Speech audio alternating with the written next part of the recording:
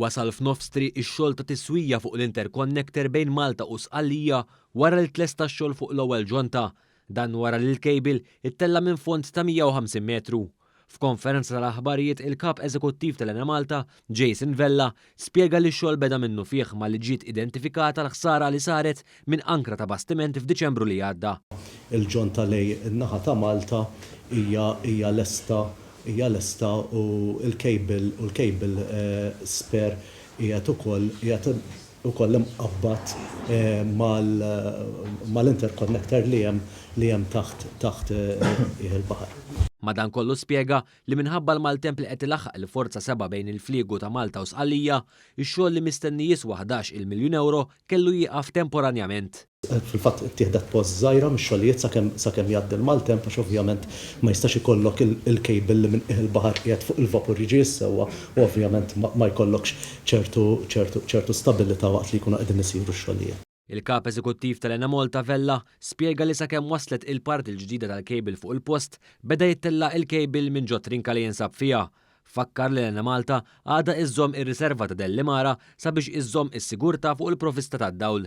Il-Ministru tal-Enerġija Michael Farrugia spjega li minkejja l-maltemp ix-xogħol xorta se jitlesta qabel ma kien pjanat.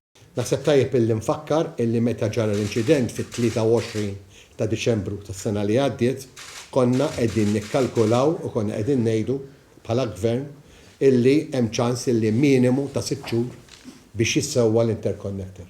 L-interconnector se jkun qiegħed jissewwa f'inqas minn 3 xhur. Il-Ministru Farrugia tenna li għandu bżonn isir aktar investiment biex f'każ ta' inċident ieħor fuq l-interconnector pajjiżna jibqa' kapaċi jiġġenera l-elettriku kollu li jkollu bżonn b'mod indipendenti. Mistoqsi dwar l-istudju li qed isir dwar il-ġenerazzjoni tal-elettriku, Farrugia spjega li mhux għaqli li jitpoġġa interconnector ieħor fl-istess rotta. Madankollu, Farrugia spjega li l-istudju qed iħares lejn modi oħra ta' ġenerazzjoni fosthom l-idroġenu.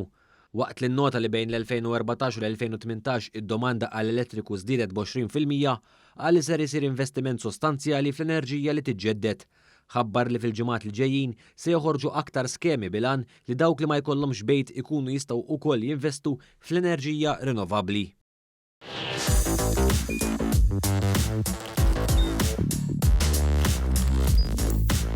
Idħol fuq one.com.mt u hemmhekk tista' tara l-programmi kollha li jxandru fuq One permezz ta' One Play.